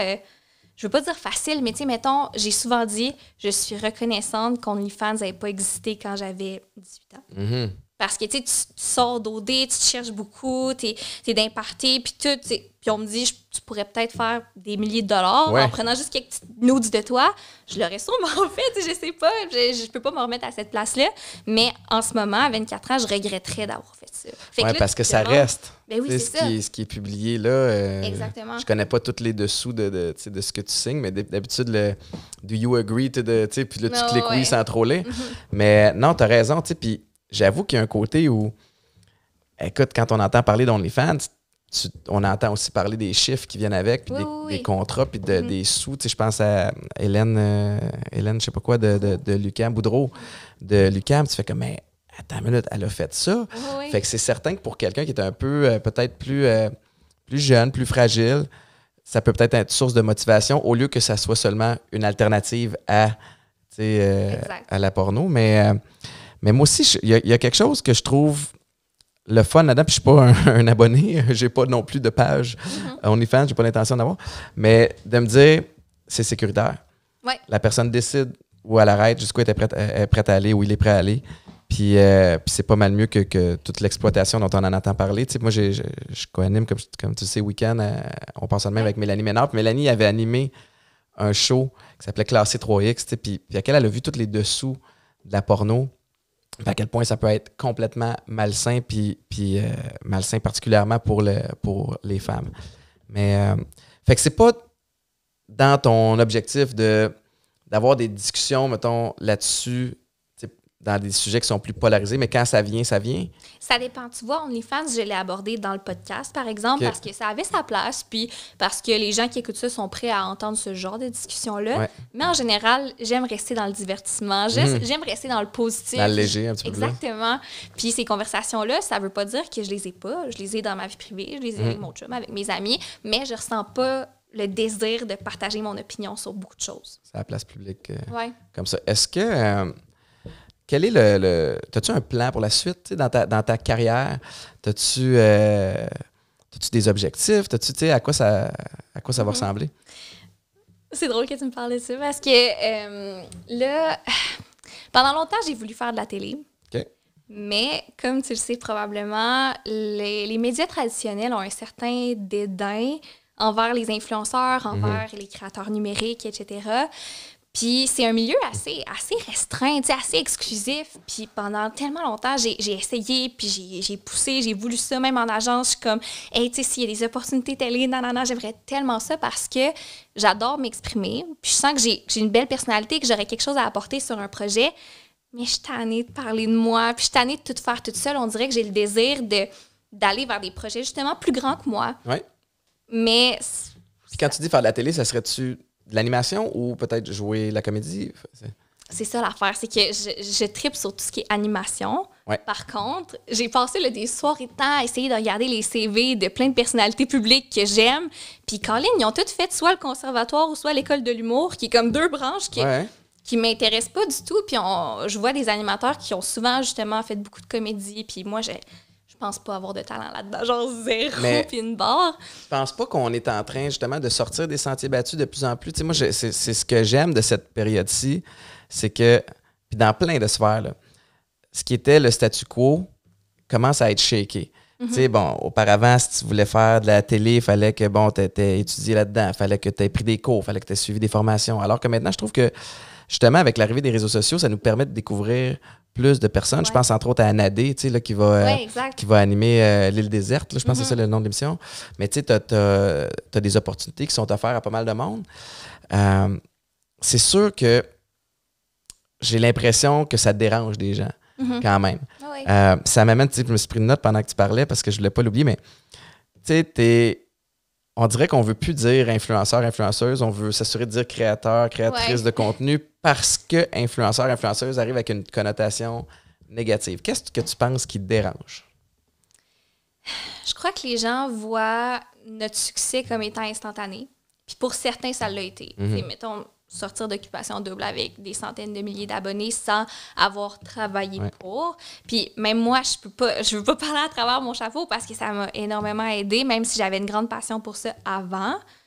Puis justement, là, pour des gens qui ont étudié là-dedans, qui ont travaillé fort, qui ont cheminé, oui, ça va déranger. Puis je le comprends. Il y a, tu sais, au même titre que tu peux avoir une bonne job dans la vie sans aller au cégep à l'université. Tu sais, t'as comme plusieurs chemins qui mènent à Rome.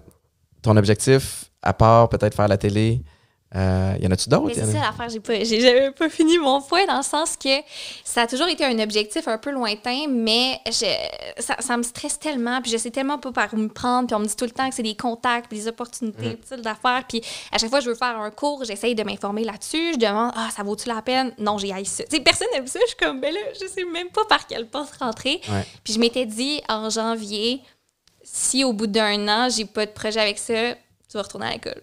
Quand t'as arrêté l'école? Non, admettons cette année-là. OK.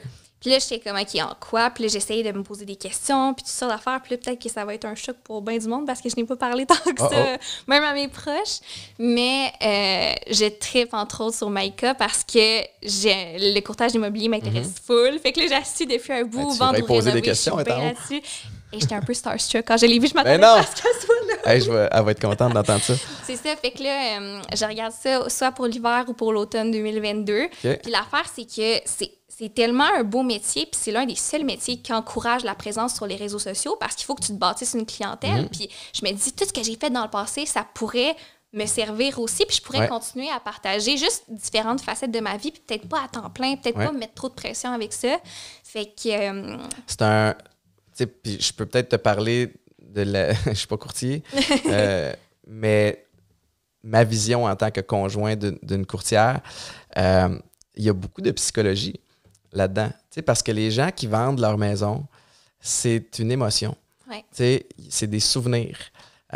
Souvent, ils vont voir leur maison qui vaut beaucoup plus cher que ce que ça vaut, puis ça devient un petit peu difficile pour la courtière ou le courtier d'arriver et de dire « Je le comprends, là, tu as eu tes enfants ici, tu t'es marié ici, puis tu as vécu tes débuts, mais regarde les comparables. » Fait qu'il y a des faits, mais à un moment donné, il y a comme une délicatesse. Il y a aussi, je pense que c'est au printemps, mais c'est comme la période des divorces, la période des séparations. Fait que là, tu dois jouer un peu la médiatrice, le médiateur. Puis c'est du... mais mec, elle adore ça. Puis elle est bonne là-dedans. Elle est bonne parce qu'elle est fair. Elle veut pas fourrer personne. Tu comprends? Si c'est too much, puis elle est capable de jouer ça parce qu'à un moment donné, elle voit ça plus loin que juste la transaction puis le cash qu'elle a. C'est son nom, c'est la réputation. Puis c'est après ça, c'est une game de référence. T'as beau avoir un beau rayonnement sur les réseaux sociaux, mais ça prend une belle patience que moi, je serais pas capable de le faire. Parce que tu tombes aussi souvent, puis là, c'est quand même un peu anti-casting que moi, je parle de courtier, parce que j'en suis pas un. Mais moi, en sortant avec Maïka, ça m'a confronté sur la façon dont j'avais traité certains courtiers, une courtière en particulier. Puis j'avais pas été, je suis quelqu'un de gentil, mais j'étais exigeant. Puis c'est une transaction qui vaut cher. Puis je me souviens, à un moment donné, c'est ça, j'avais appelé, puis hey, tu peux-tu baisser ta cote? Tu peux-tu si ça, là? Puis t'appelles un samedi soir. Puis tu sais, comme toi, tu t'en fous parce que c'est ta maison. Mais moi, en tant que conjoint maintenant, qui voit le téléphone sonner à 8h30, 9h un samedi soir, puis elle répond, de faire comme, tu me fucking niaises, le monde t'appelle à cette heure-là. Fait que ça m'a fait comme, oh shit, j'étais ce gars-là. Tu sais, fait que ça m'a amené. Mais tu fais bien, tu sais. Puis ce que je trouve le fun, c'est que. Elle est capable, puis je parle de Maïka, on devrait dire elle est capable de jongler ça puis d'autres projets. C'est de la job, puis c'est une machine de guerre en termes de gestion de temps. Mais il y a du beau là-dedans. T'es-tu une passionnée de maison à la base? Ben, c'est un milieu qui m'intéresse juste en général. Puis là, ça fait comme à peu près 1 an que j'y pense. Puis l'affaire, c'est qu'on dirait qu'il y a comme tellement de coches que genre... Oh, mon Dieu, excusez. que je peux cocher parce que l'affaire, c'est que j'aime pas énormément l'école. Puis ça, c'est des cours de 1 an à 1 an et demi environ. C'est ça. Ça peut se dérouler assez assez rapidement, justement. Moi, je suis habituée à avoir un horaire que je choisis, mais à travailler beaucoup aussi. Tu sais, je travaille les soirs, les fins de semaine. Puis tout, c'est pas quelque chose qui me sortirait nécessairement de ma zone de confort. Au contraire, un 9 à 5 le ferait plus pour moi. Puis il y a comme plein de hauts. Évidemment, je connais pas tous les bas parce que j'en ai pas près de moi. Mais je me dis, ça vaudrait peut-être la peine d'essayer puis voir si j'aime ça, tu sais. En termes de gestion de tes réseaux sociaux, mettons, comment tu vois ça? Est-ce que tu te créerais une autre chaîne? Est-ce que tranquillement, pas vite, il y aurait comme une espèce de transition vers, on entend un petit peu plus parler d'immobilier? T'as-tu réfléchi à cette partie-là? L'affaire, c'est que moi, ma chaîne, ça a toujours été ce que j'aime, ce que je suis, ce que je fais. Puis si ma vie, c'est majoritairement ça, puis que les gens sont peu intéressés, ben quitteront. Tu sais, je me ferai pas une page juste pour parler de ça. Ça va être un peu de mon quotidien, un peu de tout comme d'habitude. Tu sais. Je pense que tu fais bien. Parce que des fois, c'est ça, c'est que plus tu te crées de pages, plus tu dois les entretenir, plus tu t'éparpilles aussi, puis plus ça doit être compliqué. Puis là, toi, surtout que tu dis que tu as de la misère à déléguer, puis que tu es seul, puis que tu vas le demeurer, ça devient une job à temps plein, puis et plus. Mais je vais dire, puis c'est drôle, hein, parce que Maïka, elle a le syndrome de l'imposteur. Tu sais, comme les gens comme toi qui disent « Hey, j'étais un peu starstruck de la rencontrer », elle a de la misère à comprendre ça. Tu sais, fait que, est-ce que tu l'as, toi, le syndrome de l'imposteur, des fois, tu sais, quand tu te fais aborder dans la rue? Oui, tu sais, parce que pour moi, je fais absolument rien de spécial, tu sais. Puis au contraire, l'affaire, c'est que on imagine souvent que les YouTubeurs, par exemple, c'est des personnalités là, super fortes, full extraverties. Puis j'ai pas de la misère à parler avec quelqu'un face à face, mais c'est pas moi qui va faire le plus de vagues quand je suis en public, mettons. Là, je prends mon petit trou, ça va bien, tu sais. Puis l'affaire, c'est que justement, oui, je m'adresse à 100 000 personnes, mais je suis toute seule dans ma chambre. Je les vois pas d'habitude. Je suis pas une humoriste devant plein de monde. Fait que là, des fois, t'es en public, puis tu veux bien réagir, un petit peu mais plus comme, self-conscious. C'est ça, puis là, tu sors de ta zone de confort, t'es comme « Allô! » T'essayes, là. C'est fou. Mais c'est tellement bien décrit parce que, écoute, j'ai l'impression d'entendre Maïka. Maïka qui fait des stories, tu sais, qui est out there, qui est super sympathique, mais être seule à la maison quand elle fait ses vidéos, tu sais, puis elle fait ses stories en public, je la sens un petit peu plus self-conscious, un petit peu moins lousse, tu sais. Fait que... Puis l'affaire aussi, c'est que quand j'habitais à Québec, être youtubeuse, là, c'était la grosse affaire. Là, puis les gens étaient vraiment surpris, puis ils me posaient beaucoup de questions. Puis je me suis comme développé une personnalité qui tournait autour du fait que j'étais youtubeuse. Puis là, tu te demandes, OK, si un jour je fais plus ça, qui suis-je? Puis là, tu déménages à Montréal, puis là, tu te fais des amis qui sont tous dans ce milieu-là, sont tous influenceurs. Fait que le fait d'être YouTuber, ce n'est plus spécial. Fait que là, trouve-toi quelque chose à faire. Là. Ouais. Mais tu sais, dans la vie d'avoir plus d'une corde à ton arc, ça pourra jamais te nuire, tu sais, d'être capable de faire plusieurs choses. Puis c'est un peu, tu sais, moi, je crois beaucoup en la polyvalence. C'est ce que j'essaie d'enseigner à mes enfants. C'est ce que je pense avoir certains atouts, tu sais, qui... Ça a commencé sur le terrain de foot. Tu sais, moi, je voulais être important pour une équipe de foot. Oui. Puis là, à un moment donné, tu te dis, OK, comment je peux être important? Je vais être le meilleur joueur possible à ma position. OK, mais attends une minute. Si je suis capable d'être le meilleur joueur possible à plein de positions, ça veut dire que là, ils vont vouloir me garder parce que, tu sais, surtout rendu chez les pros, tu as un alignement qui est limité. Tu peux pas avoir des joueurs à l'infini. Ouais. Fait que je me dis, s'ils sont capables de m'avoir dans l'équipe, de dire, hey, il peut jouer demi de coin, il peut jouer demi-défensif, il peut jouer linebacker, il peut jouer à l'attaque, tu viens d'augmenter ton importance au sein de l'équipe, puis, ben, ta valeur financière aussi. Tu sais, puis je me souviens d'avoir... quand j'avais renégocié mon contrat avec Jim Pop, qui était le directeur général à ce moment-là, j'arrivais justement des Jets de New York, puis il me disait, tiens, on veut t'offrir tant. Puis j'avais dit, j'étais un peu coquille, mais j'avais dit, Jim, la façon que je vois ça, là, je suis capable de jouer à 6 positions. Sur le terrain, depuis mes débuts aux Alouettes, j'ai joué à 6 positions en situation de match. Je te demande pas de me payer comme 6 gars, paye-moi comme 3. C'était un peu coquille. Ça n'a pas fini là-dessus, mais j'avais comme un pouvoir de négo qui était intéressant. Puis maintenant, dans ma carrière maintenant, tu sais, que ce soit dans le monde des affaires, que ce soit les conférences, que ce soit la radio, peu importe le podcast, il y a comme une sécurité. Moi, ça m'amène une sécurité de me dire, hey, mettons que le podcast est un flop total, OK, ben, puis que ça ne fonctionne pas. Ben, j'ai d'autres sphères où je peux aller transférer mon temps et mon énergie là-dessus qui sont déjà en branle. Je n'ai pas à tout repartir from scratch. Fait que, d'un côté, ça peut être un peu éparpillé au lieu de diversifier, mais en même temps, ça m'amène une sécurité professionnelle et financière. De savoir que, en temps de pandémie, là, on l'a vu, là, moi, ça m'a servi au bout. J'étais parti pour la gloire avec les conférences en mars 2020 jusqu'à ce que la pandémie frappe puis que là, il n'y ait plus aucune conférence pendant des mois. Puis là, tu fais comme « Oh shit, comment je vais arriver? » Et d'ailleurs, fun fact, la seule fois que je t'ai vu dans ma vie, c'est en conférence au Cégep Sainte-Foy. Ben non! J'étais jeune, ouais. À Puis, quelle année? 2015-2016, I guess. Mais d'ailleurs, C'était-tu bon? tu as publié une photo de moi sur ton Instagram. Non! Je te jure! Parce que tu prenais comme la foule, mais c'est ma grosse face qui est en premier. Tu me niaises? Voyons, c'est donc bien Je drôle! l'ai retrouvée en plus, je t'ai montré. Ah oui, mais tu l'enverras, on va la mettre Ok, au bas de parfait. l'écran. Ah, yeah, puis j'avais-tu été bon? Ben oui. OK. Oui, c'était 2015, parce que la raison pour laquelle je pose la question, je sais que je suis pas pire, mais 2015, c'est une période où j'avais un petit peu plus de difficultés. Puis je pense qu'à ce moment-là, je parlais pas des enjeux de santé mentale encore ou de dépendance. Je parlais sûrement encore beaucoup de foot. Et je pourrais pas le dire, mais je pense Ouais. que oui, il me semble. Ça serais-tu game de faire des conférences? C'est-tu quelque chose qui pourrait t'intéresser ou? Ben encore une fois, est-ce que j'ai assez de choses à partager? Est-ce que je considère ça pertinent? Je sais pas sur quel sujet. À partir je du ferais moment ma où tu as une chaîne conférence, YouTube tu sais. où tu as quasiment des centaines de vidéos. Ouais, mais tu vois, parler de 5 minutes d'un petit sujet par-ci par-là versus 1 heure et demie qu'on plonge dedans, Ouais. c'est un peu différent.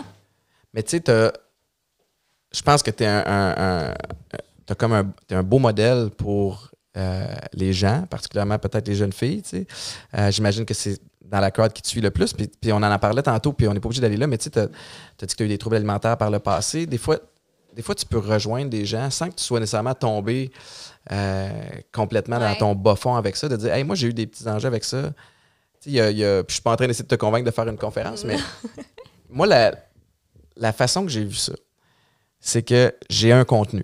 Tu sais, bon, j'ai une histoire puis qui est particulière, puis que je me disais, ben peut-être, sans prétention, qu'en la partageant, ça peut peut-être rejoindre des gens. Puis dans le pire des cas, ça va les avoir divertis pendant 1 heure.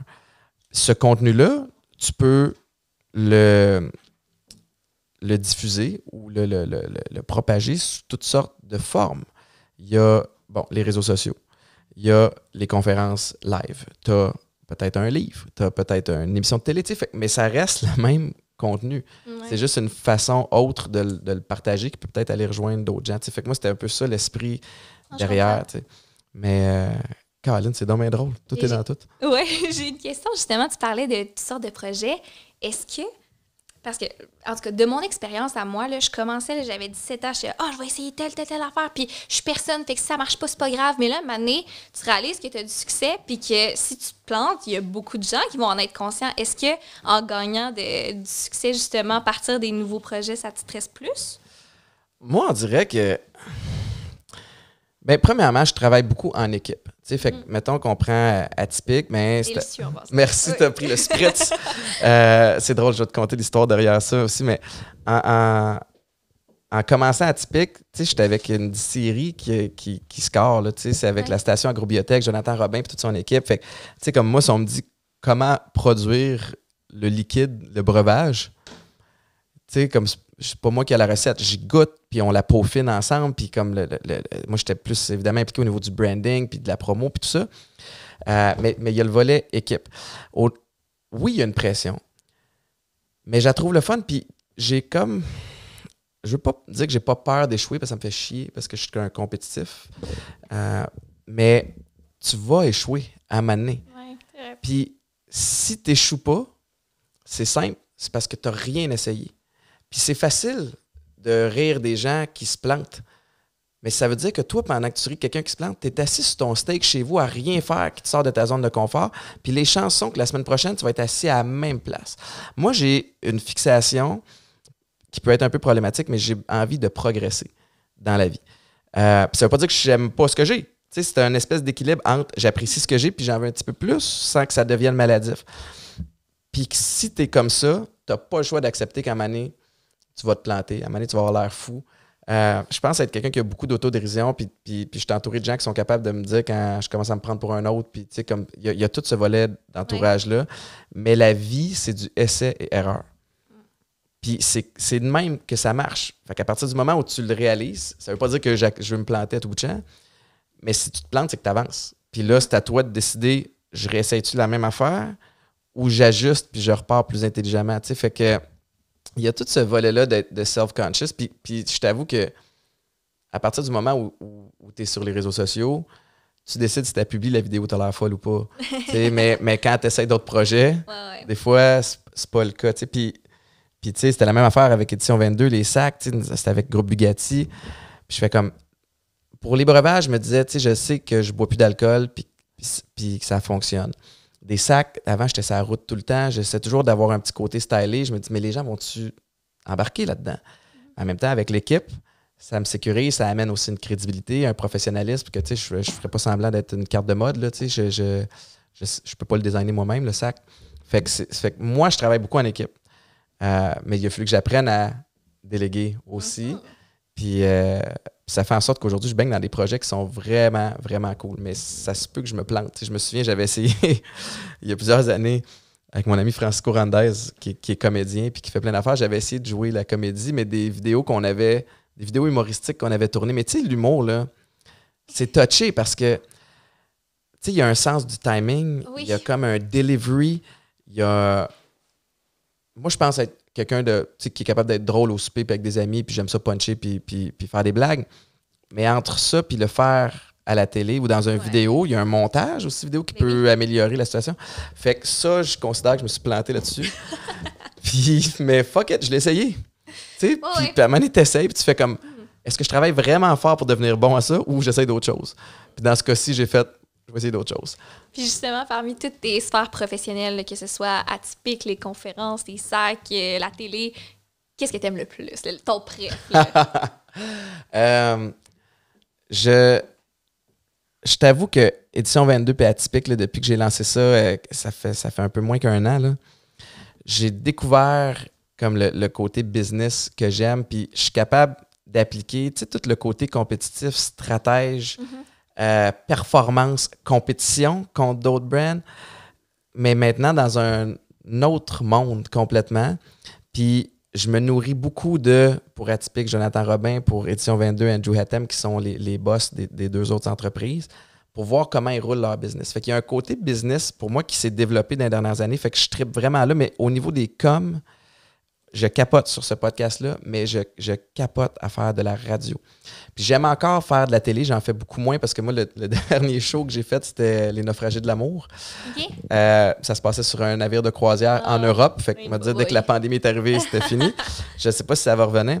J'avais du gros fun à faire ça, mais la radio, puis tu vas comprendre le parallèle, la radio donne une proximité avec les gens. Puis à Week-end 99.5, avec Mélanie Ménard, on a décidé qu'on bâtissait le show sur ça. Nous autres, on veut être proche des gens, on veut être authentique. On n'a pas de scripteur puis de writer, là. C'est nous autres. C'est comme un vlog à tous les matins, où on essaie de se coller à l'actualité pour informer les gens puis les partir dans la bonne humeur. Mais il y a un système de messagerie. Puis je trouve que c'est ce qui se rapproche le plus de ce qu'on peut faire sur une chaîne YouTube ou Instagram. C'est ça, c'est cette proximité-là. Fait que c'est niaiseux là, parce que tu m'as posé une question. Puis je suis pas capable d'en choisir un, mais ben, ça prouve à quel point tu es heureux. Je tripe pas beaucoup. Je dors pas beaucoup. Puis pour de vrai, je m'en fous. Tu sais, comme, je veux pas passer une journée à dire je suis fatigué, je suis ça. Comme je le suis, mais j'ai choisi cet horaire-là, puis j'ai du fun, tu sais. Fait que...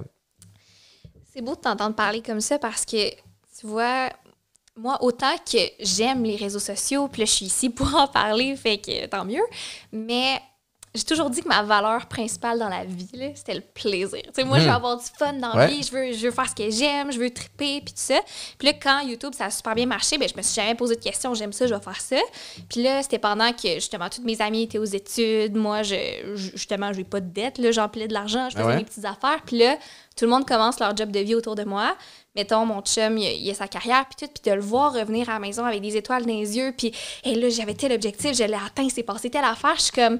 Hey, moi, j'ai plus ça. Puis moi, je pense qu'il faudrait que je fasse de quoi. Puis c'est un peu ça qui m'a aussi motivée. Je m'étais mis un petit timeline, mais j'étais comme... Moi, ça fait longtemps que je parle plus de YouTube comme ça. Puis ça fait longtemps que je suis pas motivée. On dirait que j'ai le goût d'avoir quelque chose de complètement différent, que je mets tout là-dedans, puis je mets mon énergie. Puis... C'est parce qu'à la base, YouTube t'allume pas tant, puis t'as comme embarqué parce que ça pognait, ou c'est parce que tu le fais déjà depuis 6 ans? C'est ça. T'as comme fait le tour un peu, ou il faudrait que tu le réinventes? Exact. Au début, je tripais tellement. Puis là, c'est un peu parler de moi, justement. Comme je t'ai dit, avant, j'avais ce désir-là là, de partager énormément. Puis maintenant, tu sais, je me sens mal parce que j'ai mon agence qui me pousse un peu dans le cul pour ouais. OK, là, tu poses pas assez, il se passe pas telle affaire, mais ma vie, là, est plate, là. On écoute un petit film, puis moi, je suis satisfaite avec ça. Fait que, je sais pas. Puis qu'est-ce que tu fais pour... je vais pas virer en coach boulé, là, mais qu'est-ce que tu fais pour essayer de découvrir ce qui pourrait t'allumer? C'est ça l'affaire, c'est que moi, partir quelque chose from scratch, ça me stresse terriblement. Puis j'ai peur d'échouer, comme tu me l'as dit, comme je te l'ai dit en fait. Puis tu as donné des super bons conseils, mais de repartir justement à zéro, comme je te dis, dans un programme où on m'apprend comment le faire. Puis après ça, tu as tous les outils en main pour réussir, ça me ferait tellement du bien. Ouais. Alors, je le sens. Mais il y a plein de façons, il y a plein de formations que tu peux suivre. C'est drôle parce que j'en ai suivi. Tu sais, moi, je me suis, en temps de pandémie, je me suis inscrit dans une formation en négociation. Puis parce que je trouve que je n'étais pas négociateur. Puis pas juste pour des contrats puis négocier des trucs comme ça. Mais la vie est négociation. T'sais, fait que c'est comme tu parles avec ta blonde pour ce que vous faites en fin de semaine. Avec mes enfants, je sais constamment de la négociation avec les enfants. Puis Anna, elle tient de sa mère, fait qu'elle est fucking bonne. Ça me rend fou. Fait que je salue Stéphane. D'ailleurs, j'ai son livre 95 tactiques de négociation, mais c'est lui que j'ai contacté pour faire comment? Coach me up. Puis c'est devenu du coaching privé, puis il m'aide dans plein d'affaires. Je me suis inscrit dans une formation d'immobilier. Pour mieux comprendre. Je me suis dit, OK, peut-être que il va y avoir un marché là, je vais peut-être vouloir devenir investisseur, puis aller là. Fait que c'est pas des affaires qui prennent. C'est pas des affaires de 4 fois semaine. Là, tu suis des formations, des fois c'est une fin de semaine, des trucs comme ça. Fait que moi, c'est un peu ce que je dis aux gens aussi, c'est, si tu sais pas nécessairement ce qui t'allume ou ce que tu as envie de faire, essaye des trucs. Essaye, puis encore une fois, je pense que la plus grande qualité que quelqu'un peut avoir dans la vie, c'est la curiosité. Parce que la curiosité, ça va t'amener à vouloir essayer des trucs, ou à tout le moins de découvrir. Puis après ça revient à ce que je disais tantôt, c'est du essai-erreur. Oh, j'ai essayé telle affaire, j'ai pas aimé ça. Check. Maintenant, je peux passer à l'autre truc. Puis je raconte en conférence, mais avant de jouer au foot, là, j'ai joué au piano, j'ai joué au théâtre, j'ai essayé toutes sortes de sports, puis à un moment donné, c'est quand j'ai essayé le foot que j'ai fait comme c'est ça que je veux faire dans la vie. Mais le monde ne le savent pas. Que j'ai essayé de jouer de la musique, j'ai essayé toutes sortes d'affaires. Puis j'ai aimé certains trucs, mais à un moment donné, j'ai eu le déclic. Puis comme le laser focus quand j'ai essayé de jouer au foot. Fait que faut que tu essayes des trucs. Puis est-ce que tu penses qu'éventuellement ta chaîne YouTube pourrait devenir comme un sideline? Ou est-ce que ça s'adapterait à tes nouveaux intérêts? Je peux pas faire une vidéo par semaine toute ma vie, ça c'est sûr. Fait que mon but, un jour, ce serait de jamais le lâcher parce que il y a vraiment...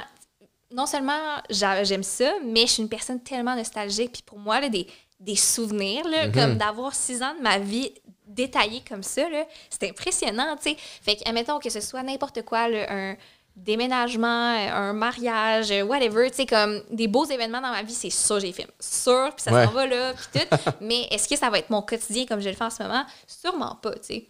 Ta famille, tu sais, nos parents, je vais parler de moi. Mes parents, même les parents Maïka, tu sais, au début, quand on commençait à être bien actifs sur les réseaux sociaux, ils comprenaient pas trop la patente. Alors que là, maintenant, ils ont comme embarqué là-dedans puis ils trouvent ça le fun, tu sais. Y a-tu un volet aussi où tu as dû un peu enseigner à ta gang comment que ça fonctionne? Ou? L'affaire, c'est que mes parents sont séparés. Puis j'ai 2 parents complètement différents.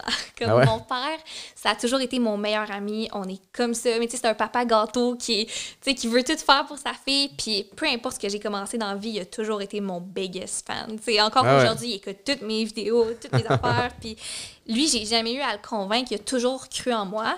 Versus ma mère, que j'adore tout autant, mais qui est une mère, qui est très rationnelle, puis qui veut que sa fille manque jamais d'argent, tu sais. Puis c'est stressant pour quelqu'un qui connaît pas ça pantoute. Fait que là, tu vas faire tes vidéos, puis là, je comprends pas, puis là, tu sais, il a fallu qu'à un moment donné, là, tu sais, ça faisait des années que je faisais ça, puis on s'ostinait encore là-dessus, puis ça a été super lourd pour moi. Mais, tu sais, comme, gars, maman, j'ai fait tant par année, puis là, c'était comme, OK. Fais ce que tu veux. Ça va être correct. Puis maintenant, elle tripe sur le podcast, puis elle écoute tous nos épisodes. C'est quand même drôle. C'est-tu un peu gênant? d'avoir un podcast qui parle de sexualité puis tes parents qui écoutent? J'ai dit à mes parents, écoutez-le pas, s'il vous plaît. C'est des affaires qu'ils ne voulaient pas nécessairement savoir sur moi. Puis là, ils étaient comme, oui, on l'écoutera pas. Puis là, finalement, elle n'a pas pu se retenir. Puis elle m'a dit, c'était tellement bon. Puis on dirait qu'au contraire, on a pu avoir des meilleures discussions mère-fille parce que, tu sais, jamais on parlait de ça pour le plaisir. On n'a pas cette. Je sais pas, là, c'est pas un réflexe, mais là, elle s'ouvre full à moi, puis je sens qu'on a une relation encore plus forte depuis ça. C'est niaiseux, là. C'est fou. C'est vraiment... c'est ça permet... puis de toute façon, plus on vieillit, plus la relation parent-enfant devient, tu sais, une relation plus d'amitié, là. Oui. Mais il y a quand même des sujets, je peux imaginer que ça devait être un peu gênant comme conversation au début. Fait que là, au niveau de la suite, tu vas continuer à pousser le podcast. Ouais. Tu essaies de découvrir d'autres intérêts qui vont pouvoir t'allumer. Ouais. OK. Good. Hey, Laura Gabrielle, c'est vraiment cool comme conversation. Tu reviendras nous jaser des nouveautés, possiblement en tant que courtière. Puis si tu reviens, je vais m'organiser pour que Maïka soit là. C'est tellement l'exclusivité, là, j'ai jamais dit ça. On va s'assurer. Écoute, je monétiserai pas cette situation-là, mais merci d'avoir osé en parler ici. J'apprécie beaucoup ta présence. Chiller chez Boulay, disponible sur toutes les plateformes. Vous pouvez aller aussi au www.chillerchezdboulay.com pour aller voir tous les autres épisodes qu'on a eus. Mais celui-là aujourd'hui était particulièrement bon. Un gros merci à mon invité Laura Gabrielle. À la prochaine!